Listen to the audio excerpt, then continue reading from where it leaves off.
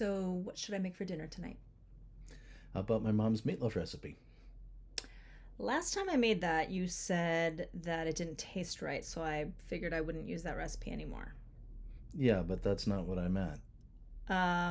But you said that it didn't taste right. So, what else could you have meant? It doesn't taste right. It doesn't taste right. That means that it doesn't taste right. So, why should I use a recipe? I mean, Right, but were you lying to me? I mean, well, no, I meant you it, but said it's the not. words, it didn't taste right. Yeah.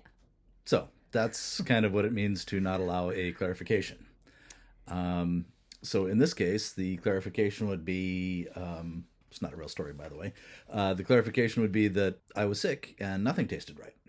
Right. So yeah, I said it meant it at the time, but it doesn't mean what you think it means, and we can either have an argument or we can have a clarification and move forward. This used to happen early on in our marriage. It was so long ago, in fact, that when we were trying to remember some examples, we couldn't think of any, so we had to make one up. Remember the video about putting things to bed? It really works. We couldn't remember what we used to argue about. Yeah, but we did. This happened a lot, and Yeah. it was me. I was the one who wouldn't allow him to make clarifications at the time because, and I'll tell you why. That sort of scandalized you a little bit. No, well, in a sense. He was telling me once how he was kind of proud of when he was in college, or I don't know if it was high school or college, that he would get away with getting extensions on assignments, and basically get away with not doing something right, and then getting permission to get away with it. And so I thought, oh, he's now doing that with me, so he's saying something, and I didn't believe him because I thought he was just trying to get out of something, right?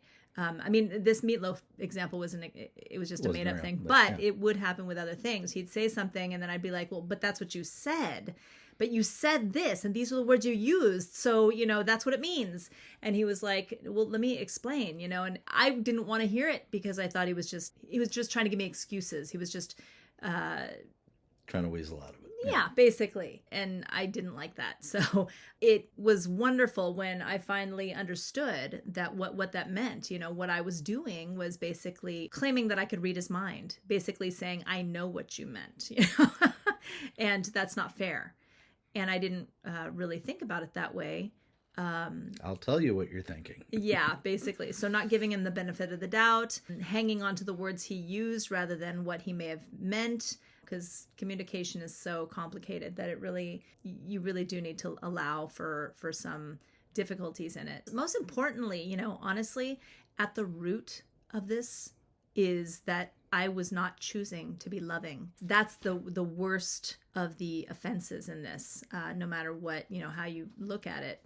I was not choosing to be loving. And if you recall from a previous post of ours that we just recently released, what does love look like?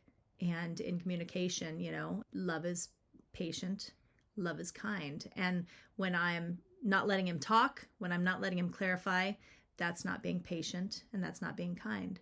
So yeah, that's a problem. Yeah. So it's kind of like the letter of the law versus the spirit of the law, right? The letter of the law is black and white. There's no patience, there's no kindness. It's like that's what it says, and that's the law, right? You're the bad guy, and that's that. But the spirit of the law is more, realizing you're trying your best, and let's work on this and let's get it figured out. And we're more interested in getting on track and getting things resolved than on these are the words that came out of your mouth, and you're the bad guy for having done that. Don't try to get away with it. Yeah. Don't take those words back.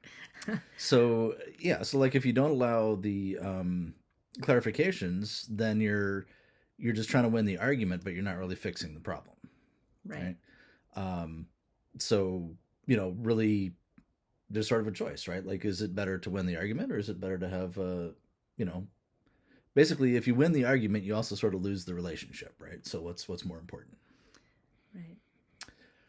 So, we invite you to give this a shot. Try to keep an eye out for it. Maybe, I think when we're upset, it's easier to fall into this. So, when someone tries to offer a clarification, be accepting of that.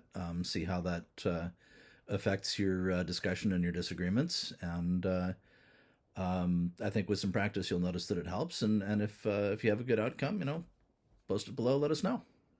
Look forward to seeing that. And we'll see you next time.